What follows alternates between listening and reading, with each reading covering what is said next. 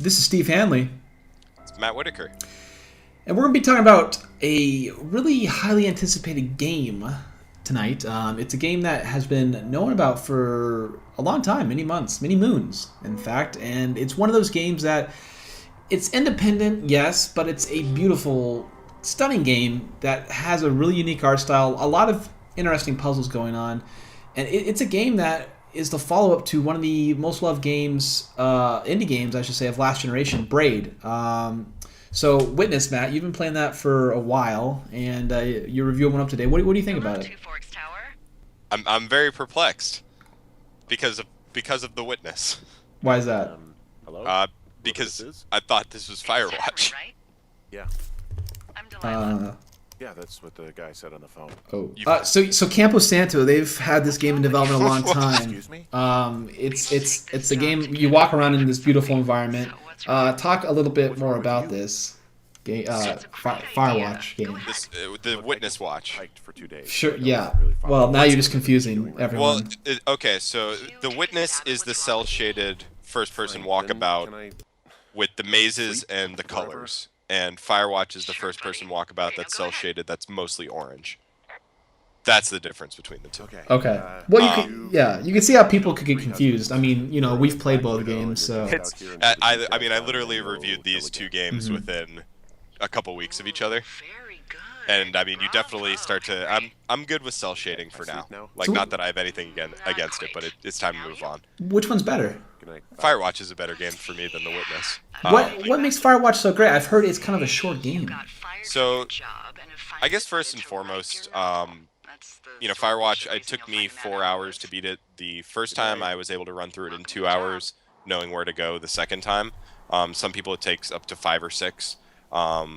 Depending on how lost you get, because it's basically you are in the Wyoming wilderness, the Shoshone National Forest, as a fire lookout, and it's set in this kind of like very small open world with a very linear directed story, and not like any side missions. So you're always kind of on the main path, but you can get lost along the way.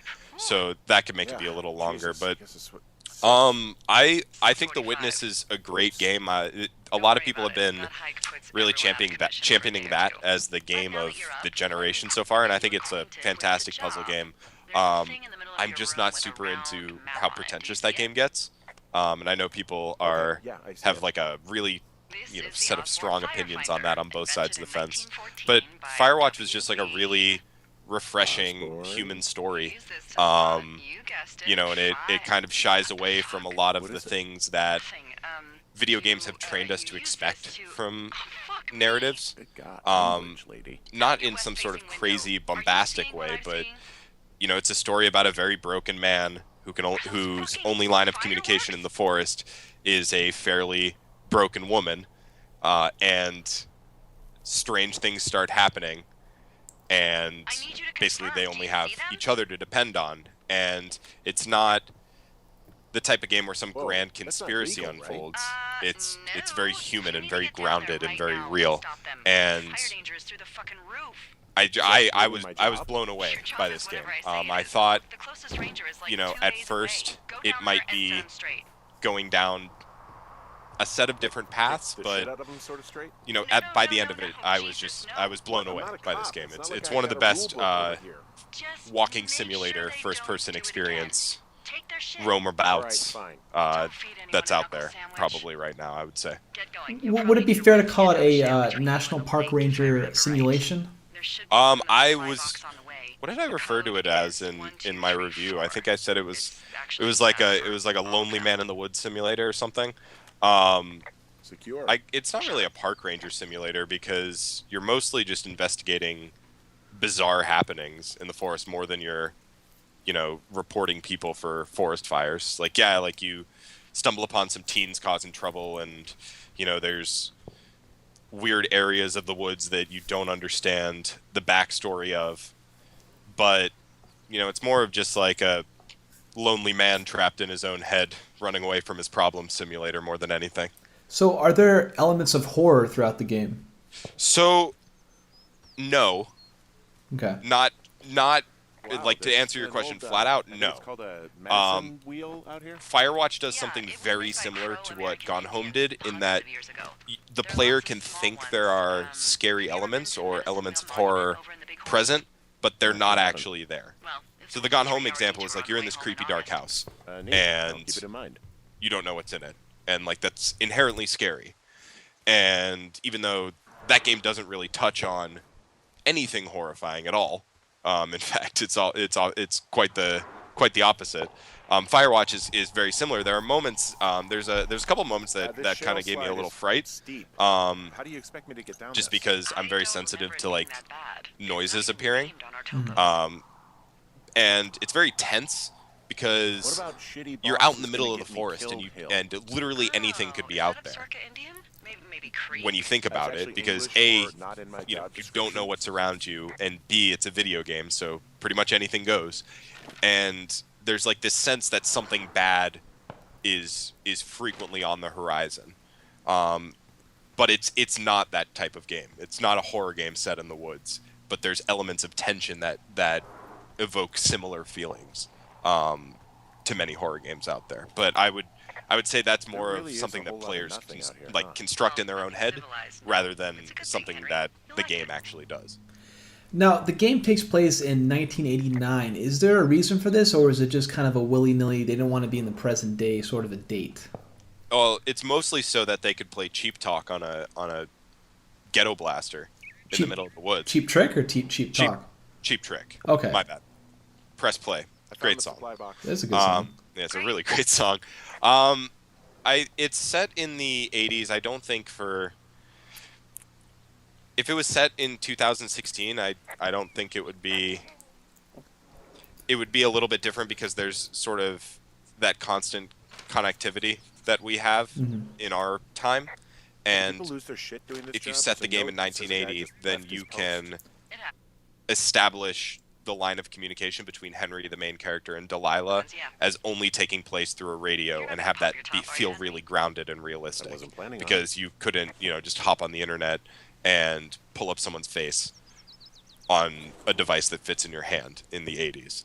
So because of that, the whole theme, the whole message that I found myself taking out of Firewatch is kind of an exploration of what it's like to feel lost and alone, and kind of what happens when you run away from that feeling. And by making the lines of communication between the two characters just that radio, that's something that really plays to the strength of the game, and it's something that wouldn't have been possible if it was set too far before the 80s or too far after the 80s. I think it's pretty much the perfect time. Now, is there any sort of action in the game? So I mean, you're not fighting I'm anyone. going the right way. At the jail You're site. mostly you are mostly wandering around the forest. You have your map and your compass because that's what guides you. It lends into that theme of feeling lost because you're in the middle of the woods and you'll have somewhere on a paper map that you'll need to go, but you'll have to kind of find your way there with your sense of direction and a compass and everything. And you can rappel up very specific cliffs and jump down very specific cliffs and stuff. But it's not an action game. Like you're not fighting anyone. You're not going to get in a boss fight. It's very, very, very dependent on its story, and it's very, very, very dependent on its environment. So it's absolutely one of those games. The first-person walkabout, like, make no mistake about it. If you're not a fan of those games, you probably won't like this one. But if you're someone who kind of likes to see the different places that games can go as a medium, then I think Firewatch is a great example of a game that just feels very different when you play it.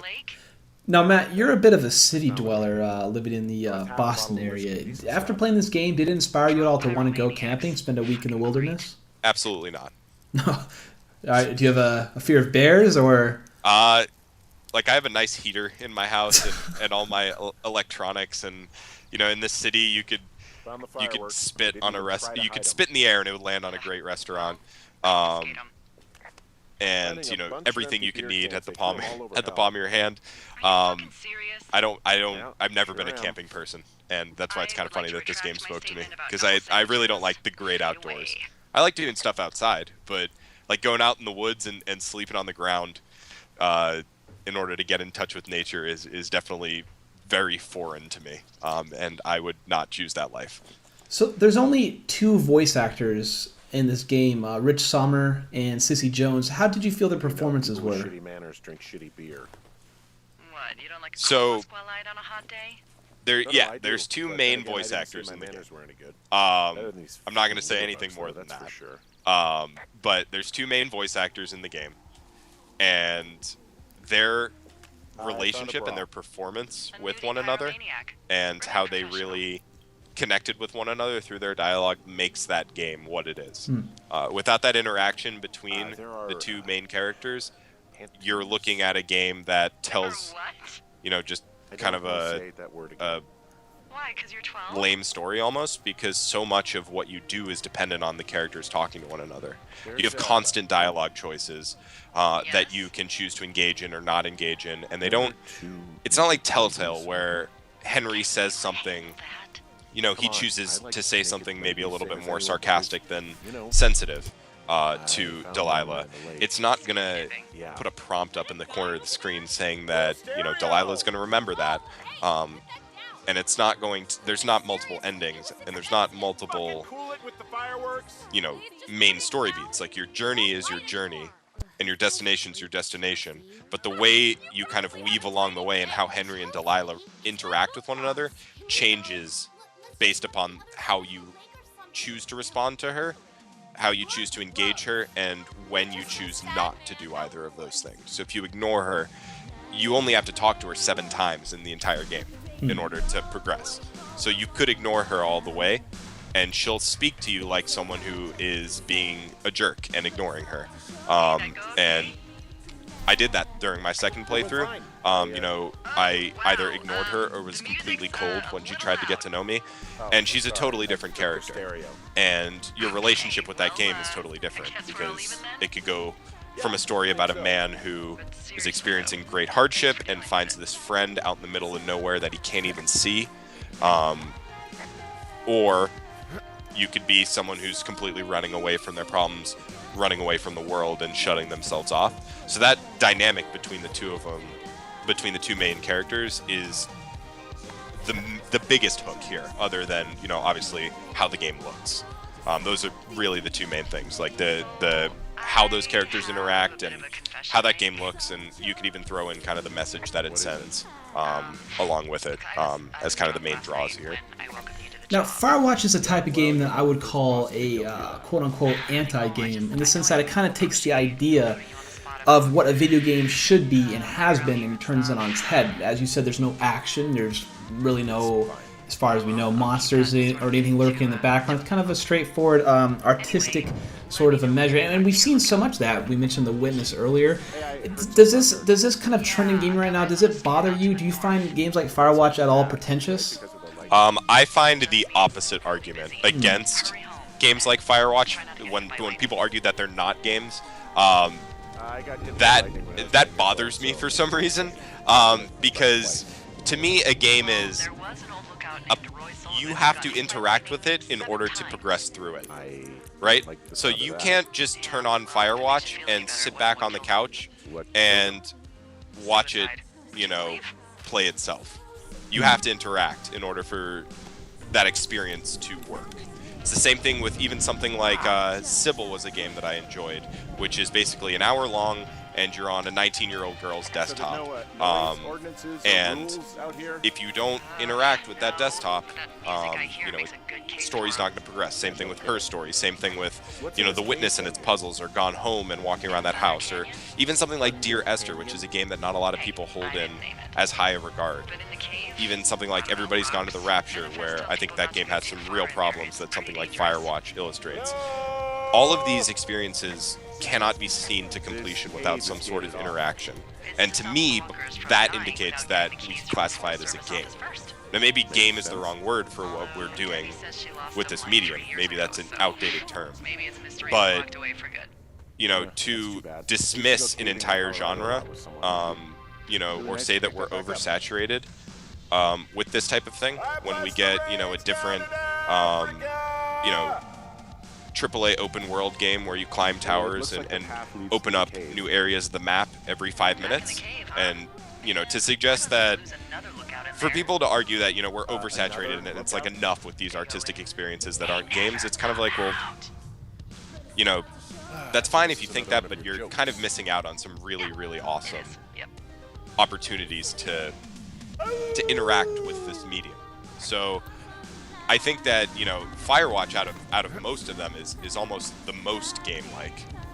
If you're gonna get into if something is more of a game, I would say that Firewatch there is more interaction and more player agency, based on the fact that you can get lost, and you have to navigate through the environment using your sense of direction and a map and a compass. The fact that you interact with objects in the environment, that changes the story, all your dialogue choices. That to me is far more of a game than something like Everybody's Gone to the Rapture, where you're largely a glorified camera operator. Like, both of those are still games, but Firewatch, out of anything in this genre, I feel like should be one of the ones that's kind of, it's like, okay, like, this one can be exempt from this argument. Well, interesting point. And Firewatch is now available for PlayStation 4 and PC worldwide. Your review is up right now on hardcoregamer.com. It is featured on the site, so go check it out right now. And Matt, thanks so much for talking with me tonight. Oh, you're very welcome. It's been splendoriferous.